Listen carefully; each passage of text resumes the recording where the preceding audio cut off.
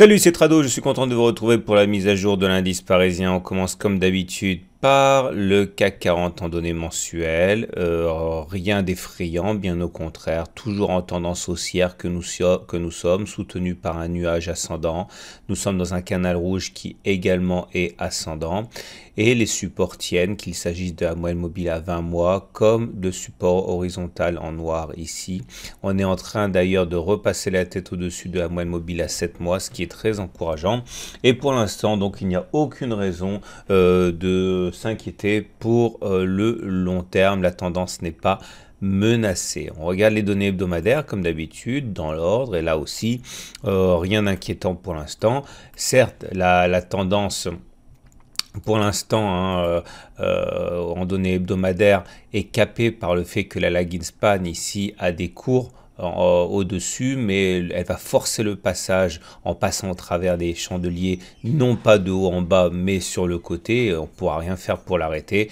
Et à partir de là, effectivement, on peut envisager que la tendance reparte à la hausse. On pourrait tout à fait envisager un scénario de non-croisement haussier M7-M20 très puissant qui remettrait les choses dans l'ordre. En tout cas, le nuage n'est pas du tout descendant, il est à plat. Donc on va dire que la tendance est entre neutre et légèrement haussière.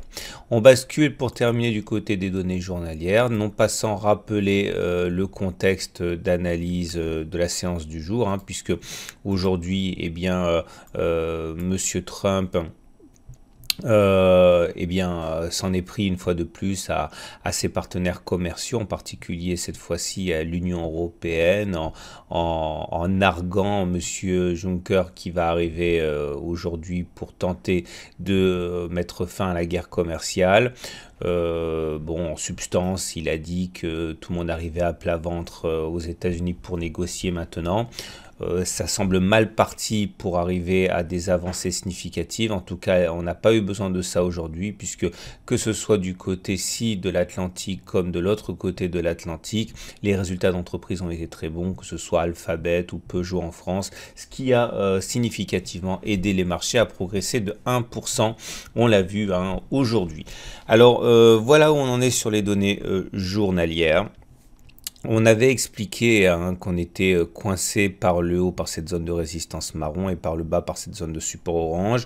La séance du jour en ce sens ne change pas grand chose à l'affaire puisqu'on est venu justement titiller cette zone de résistance marron. On a même réussi à passer la tête à l'intérieur, on a finalement clôturé en dessous. On sent bien de toute manière que c'est cette zone qui bloque la hausse. On peut tout à fait envisager d'ailleurs d'aller combler le gap aux alentours de 5500 sans remettre en cause pour autant le coup de frein sur les indices, puisqu'on peut très bien subir un tir de barrage à l'extrême limite de la zone de résistance marron.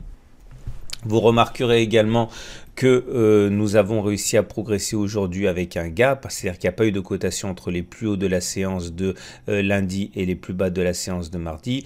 Néanmoins, il ne s'agirait en fait probablement que du quatrième gap commun consécutif, donc il ne faut pas y voir autre chose pour l'instant qu'un gap commun. On a déjà eu un gap commun ici, ou encore là, ou encore là, et donc c'est finalement que le quatrième. Je vous rappelle que lorsqu'il y a un gap commun qui se met en place, comme ça a été le cas le 11 juillet, généralement ça annonce une période de latéralisation avec apparition d'autres gaps communs, et c'est exactement ce qui est en train de se passer. Donc il ne faut pas s'emballer sous prétexte que nous ayons un gap. Je terminerai en précisant que nous avons passé ici cette résistance oblique descendante. Il faut se méfier parce qu'on a déjà eu le tour le 18 juillet pour finalement mieux s'enfoncer par la suite. C'est pour ça que je vous propose plutôt pour confirmer une fourchette de chiffres. Ici, je vous rappelle que vous prenez 3 points extrêmes, en l'occurrence ici un plus bas, un plus haut, un plus bas, et regardez, miracle des miracles, vous avez quelque chose qui capte complètement la progression des cours, y compris la fausse sortie du 18 juillet. Si vous voulez en savoir plus sur les fourchettes de chiffres, c'est exactement comme les fourchettes d'Andrews, et il y a un module de formation là-dessus avec des exercices dans mon pack tout Trado. En tout cas, on surveillera ça de près. Je vais l'enlever pour pas surcharger le graphe.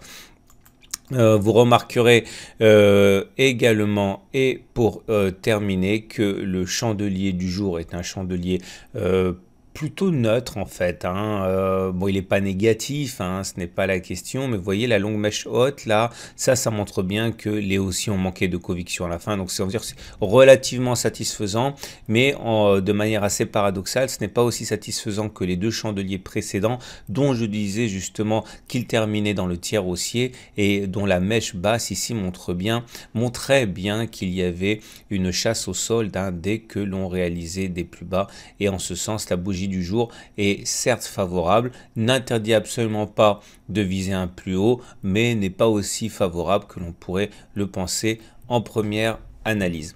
Il est intéressant de voir les volumes, hein. D'ailleurs, à cet égard, puisque lorsqu'on a des bougies qui sont importantes, c'est toujours bien d'avoir les volumes de son côté. Et comme vous pouvez le voir, les volumes sont plus importants que les volumes de la séance précédente, mais pas non plus significativement supérieurs à la moyenne. Donc c'est pour ça également que je ne donne pas beaucoup de crédit au gap que l'on a ouvert aujourd'hui. Voilà, temps maintenant de passer à l'analyse des éléments techniques. Ces éléments techniques sont plutôt encourageants. Vous voyez comme la moyenne mobile à 20 séances a admirablement bien joué son rôle de support. La tendance est haussière au regard du fait que nous soyons au-dessus d'une M20 qui monte, comme ça a été le cas ici. On est repassé également au-dessus de la M7, ce qui en première analyse pourrait être encourageant et qui milite en ce sens pour une continuation de la hausse, hein. Mais maintenant, cette continuation de la hausse pourrait prendre fin sur les 5436 de manière assez claire, comme elle pourrait prendre fin également sur les sommets à 5460. C'est un petit peu, passez-moi l'expression, du gaspillage d'avoir un tel ensemble d'éléments plutôt positif alors même qu'on est juste sous une résistance graphique, et il faut savoir qu'au bout du bout c'est quand même les résistances graphiques et les supports graphiques qui sont le plus important. Donc c'est vraiment pas de bol que ça arrive à ce moment là du graphe. On bascule maintenant du côté des indicateurs techniques. Et voilà ce que les indicateurs techniques nous enseignent. Ces indicateurs techniques montrent que le MACD est au-dessus de son signal, mais c'est surtout la configuration ici très intéressante en non-croisement baissier qu'il faut retenir. C'est un signal qui est puissant. C'est mon signal préféré en fait au niveau des indicateurs techniques avec les divergences cachées. J'en parle dans mon module de formation avec des exercices si vous voulez en savoir davantage. Et comme le momentum est positif et que le RSI est au-dessus de 50, je pense que l'on a les moyens d'aller plus haut, hein, demain. À suivre de près.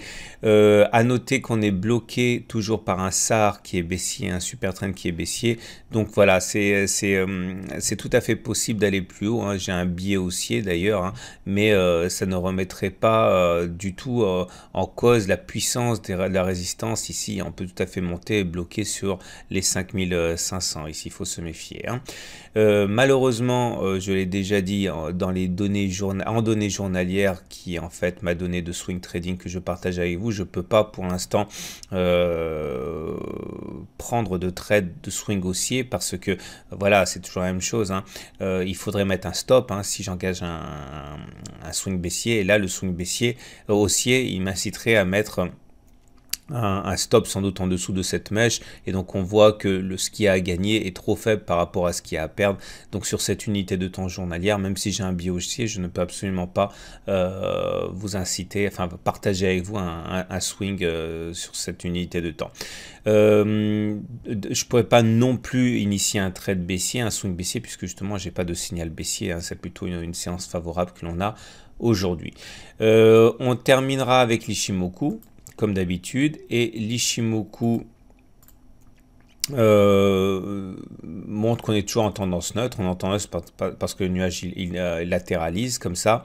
On a terminé en dessous du nuage, mais ce n'est pas grave, puisque tant qu'on n'est pas de toute manière avec un nuage descendant, on n'est pas en tendance baissière, hein. Et puis de toute manière la lagging span ici est toujours dans le nuage, donc elle ne confirme pas le fait que la bougie ait cassé le nuage, hein. Il faudrait que tout ça se passe en même temps et que surtout on ait un nuage descendant pour que la tendance elle soit baissière. Voilà ce qu'on pouvait dire. Alors, je vous montre ma matrice de trading en données 1 heure hein, pour demain, comme d'habitude. Et voilà ce que j'aurai sur mes tablettes. Hein. Au-dessus de 5432, je vise 5453. Au-dessus de 5460, eh bien, j'ai une résistance à 5487 ici. Et en dessous de 5432, hein, il y a 8 points vers 5424. Voilà. Je vous souhaite une très bonne journée. Je vous dis à demain pour la mise à jour.